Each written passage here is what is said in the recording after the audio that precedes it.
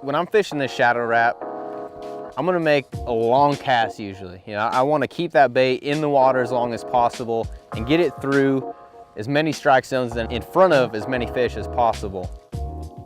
So I'll make a cast and I'll let the bait sit just for a second. I'll make a couple quick twitches with the rod to get that bait down and get the action started, and then I'll just let it sit. And it's really important to have a little bit of slack in your line. That's gonna allow that bait to dart side to side. And the way you do that is when you jerk your rod, you throw the rod tip back at it. So it's a jerk and you throw it back. And sometimes real little jerks will trigger that strike.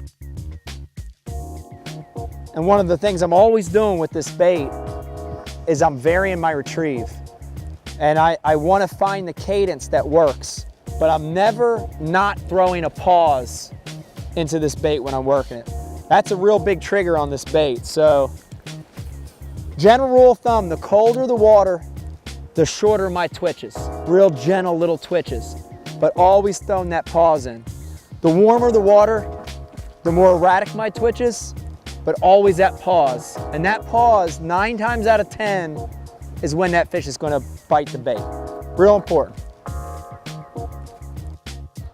You know, a couple little tricks with the shadow wrap, and the one is what I call a micro twitch. And this is a real great retrieve when the water's real cold. So many people get in the habit of these hard jerks, but when that water gets cold, I don't want that bait moving a lot. So I make that cast, and if you watch my tip, I just kind of shake it. It's almost like you're worm fishing or drop shot fishing. And I shake it, and then I let the bait stop. And I shake it, and I let the bait stop. And that's a real great technique, because every time you're shaking it, that bait's just doing these little tiny twitches. And then on the pause, it fades off. That's one real big one. The other one is to count your pauses and find out the pause they want. So about every 5 casts, I'll change my cadence and I'll count my pauses. So the first cast, I might count to 3, and I'll do that for the first 5 casts.